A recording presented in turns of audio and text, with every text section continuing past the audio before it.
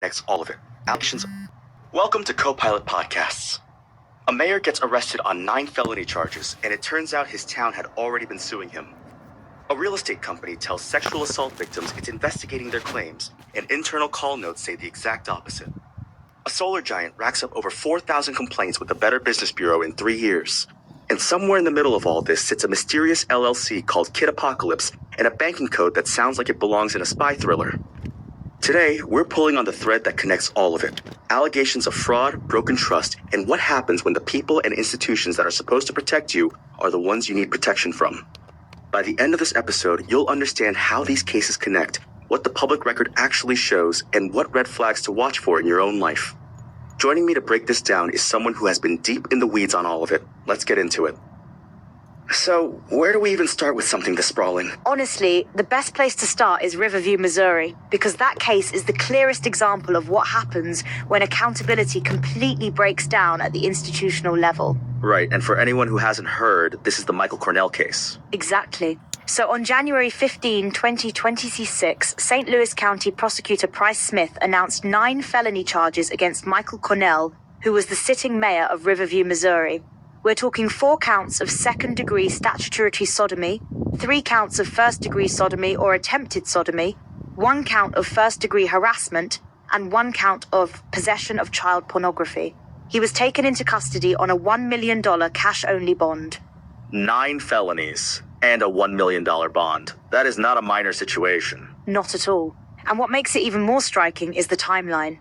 According to reporting from KSDK, the statutory sodomy charges relate to repeated incidents between 2016 and 2017 involving a teenager under 17. But prosecutors also alleged he attacked 3 adult males, 1 between 2016 and 2017, 1 in May and September of 2024, and 1 just before the arrest. So this allegedly spans nearly a decade. A decade. And he was elected mayor in April 2024, right? So this was already allegedly happening before he even took office. That's the part that really lands hard. According to the Blaze's reporting, Cornell had been, quote, inundated with accusations since before he was elected. He was already facing litigation related to sexual harassment, wrongful termination, gender discrimination, and fostering a toxic work environment. The lawsuits existed. The community knew something was wrong. And yet he still got elected. He did. And then things escalated. There's this moment that really stuck with me from the reporting. A former Riverview alderwoman named Regina Davis stood up at a town hall meeting and raised the sexual harassment allegations. She literally held up court papers, and according to KMOV's coverage, Cornell allegedly ordered her to be placed in handcuffs for doing that. Wait, handcuffed for raising a lawsuit at a public meeting? That's what the reporting says. She said, quote, I held up the court papers. I said, tell me why we're being sued because you made sexual advances to an employee, and when he refused, you fired him. And the response was apparently to have her restrained. She later filed her own lawsuit over that incident. That is a stunning detail. And it speaks to something bigger. The person raising the alarm becomes the target. Exactly. And St. Louis County Police Lieutenant Colonel Jerry Law said something really important after the arrest. He said, quote, in these types of cases with this type of behavior, based on the victims that we've talked to, it's possible that this is a predatory type of behavior. And we're concerned that if he was willing to do it to a minor, there may be other minors that we're just not aware of. That's the police actively asking for more victims to come forward. Which tells you they believe the 4 known victims may not be the full picture. Right. And the prosecutor's office made a point of saying publicly that the shame belongs to Cornell, not the victims. That framing matters a lot when you're trying to get people to come forward. So that's the Cornell case. Now, you mentioned before we started recording that there's a pattern here, and the eXp Realty situation fits into it. Walk me through that. So eXp Realty is one of the largest virtual real estate brokerages in the country. And in early 2023, a lawsuit was filed against eXp Realty, its parent company eXp World Holdings, and founder Glenn Sanford, among others, involving sexual assault allegations made by a plaintiff named Fabiola Acevedo and others. And this is still active in 2026? Very much so. In April 2026, the U.S. District Court for the Central District of California denied EX's motion to dismiss a key count in the case, specifically a fraudulent misrepresentation claim. The court ruled that the plaintiffs had met the legal standard to claim fraud. So the fraud claim survived. What was the actual allegation of fraud? This is where it gets really specific. According to the reporting from Real Estate News, notes from a call between EXP's SVP of Agent Compliance, Corey Hargard, and a former agent accused of assault named Michael Bjorkman explicitly say the firm was, quote, not investigating the claims. And in depositions, both Haggard and another executive named Jim Newth confirmed that the lack of investigation was discussed on that call. So they told the victims they were investigating, and internally they had already agreed they weren't. That's what the court found sufficient to let the fraud claim proceed. The ruling noted that the plaintiffs were also told Bjorkman's employment was terminated before he had actually been let go. The court said the misrepresentations were knowingly made with, quote, intent to induce reliance. That's the legal phrase that matters here. It means the deception was strategic, not accidental. Intent to induce reliance. That's a heavy phrase. It basically means they wanted the victims to believe something false so they'd stop pushing. Precisely. And EXP pushed back. They argued they did take statements from victims and that they removed Bjorkman and another agent named David Golden as evidence of action taken. But the court said the timelines didn't add up. Now, eXp Realty of Southern California is actually a licensed entity in California, right? The California Department of Real Estate has them on record. Yes. According to the California DRE's public license lookup, eXp Realty of Southern California, Inc. holds license ID 02187306, issued May 5, 2022, with an expiration date of August 28, 2029. Status is listed as licensed, so the entity itself is operating legally. The lawsuit is about conduct within that operation, not the license status. Which is an important distinction. Being licensed doesn't mean being above reproach. And the California DRE actually has a whole disciplinary actions framework, desist and refrain orders, bar orders, accusations, for exactly these kinds of situations. The system exists. Whether it gets used is a different question. Let's shift gears a bit because there are a couple of other elements in this story that are worth unpacking, and one of them is this BK Truce 33 reference. What is that actually? So BK Truce 33 is a SWIFT code, also called a BIC-IC code, which stands for Bank Identifier Code. It's the official SWIFT identifier for Deutsche Bank Trust Company Americas, headquartered at 1 Columbus Circle in New York. It's a completely legitimate, publicly listed banking code. So it's not some secret or suspicious code on its own? Not at all. SWIFT codes are standardized identifiers used for international wire transfers and interbank messaging. According to multiple SWIFT code directories, BKTR US 33 breaks down like this. BKTR is the bank code assigned to Deutsche Bank Trust Company Americas, US is the country code, and 33 represents the location, with the second digit 3 indicating an active code. It's the head office code. So here's the thing though, and this is where it gets interesting. A real, verifiable banking code is actually more useful to a fraudster than a fake one, right? That's exactly the double-edged nature of it. Because these codes are publicly listed and verifiable, someone can drop BK Truce 33 into a document and it will check out if you look it up. It's a real code, but that doesn't mean the transaction or document it appears in is legitimate. The code's authenticity doesn't validate the surrounding context. So if someone shows you a document with a real SWIFT code, that's not proof the document itself is real. Exactly. It's a classic misdirection. You verify the one thing you can verify, and that verification creates a false sense of security about everything else in the document. It's the same logic as a fraudulent deed that uses a real notary stamp. The stamp is real, but what it's certifying may not be. Which brings us to Kid Apocalypse LLC. That name alone is a lot. It really is. So according to the California Secretary of State's registry, Kid Apocalypse LLC is a real, active business entity. It was filed on July 9, 2020, under document number 2020195106110.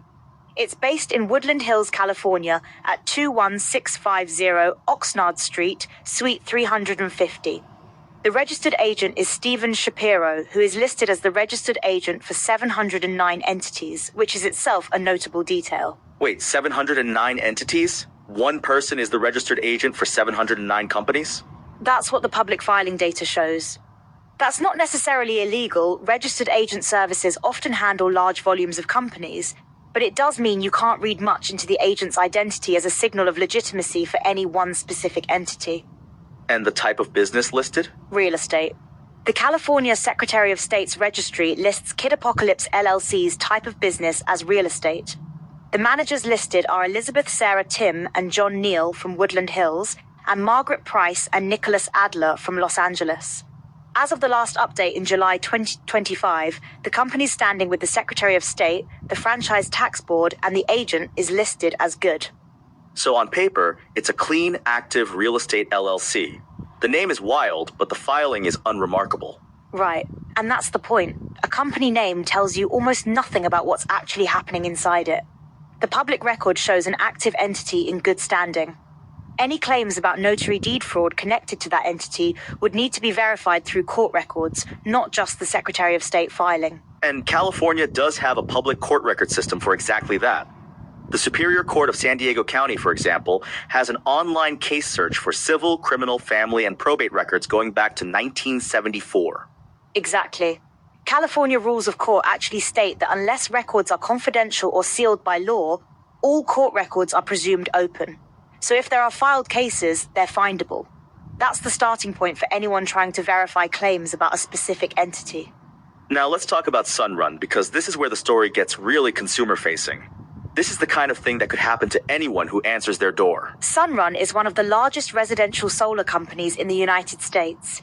It's headquartered in San Francisco, trades on NASDAQ under the ticker RUN, and operates in over 22 states. And in 2026, it is facing serious legal pressure from multiple directions. How serious are we talking? According to a June 2026 analysis from Lawfold, Sunrun has received over 4,000 complaints with the Better Business Bureau. The BBB's own complaint summary shows 4,035 total complaints in the last 3 years, with 1,393 complaints closed in just the last 12 months. And regulators in multiple states have opened formal investigations into the company's sales practices. Over 4,000 complaints. That's not a rounding error. That's a pattern. And the complaints cluster around specific behaviors. According to the Lawfold analysis, the lawsuits target misrepresenting monthly savings, burying cancellation fees in contract fine print, and using high-pressure door-to-door sales agents who made verbal promises the contracts did not back up. Multiple class action complaints have been filed in federal court in California.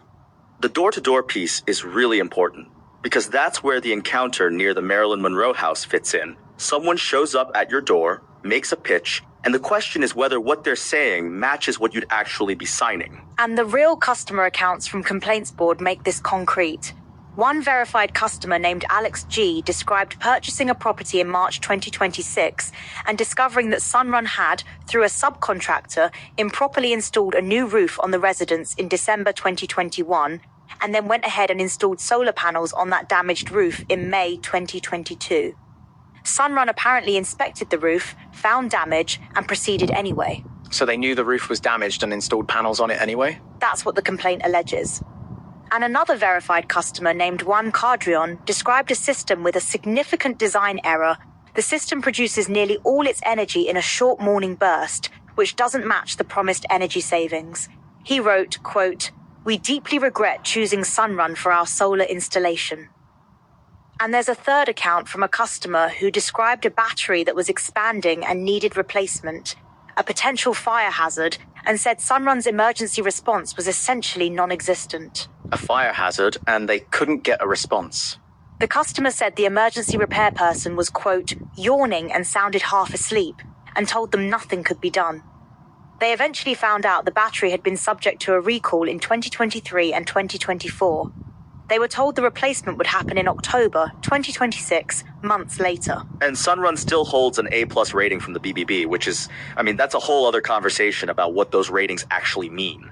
It is. The BBB rating and the volume of complaints can coexist because the rating system factors in responsiveness to complaints, not just the number of them. So a company can have thousands of complaints and still maintain a high rating if it's technically closing those complaints. Whether the resolution is satisfactory to the customer is a different question. That's a really important distinction. Closed doesn't mean resolved. Exactly. And the Lawfold analysis frames the Sunrun lawsuits as a collection of overlapping cases, Some class actions, some individual arbitration claims, some state regulatory investigations. It's not one single case. It's a web of legal pressure from multiple directions simultaneously. So, when you step back from all of this, the Cornell case, the EXP lawsuit, the Sunrun complaints, the Swift code question, the Kid Apocalypse LLC filing, what's the actual through line? The through line is the exploitation of trust. In every single one of these situations, there's a person or institution that occupies a position of authority or expertise, a mayor, a real estate brokerage, a solar company, and the allegation is that they use that position to either harm people directly or to suppress the people trying to hold them accountable.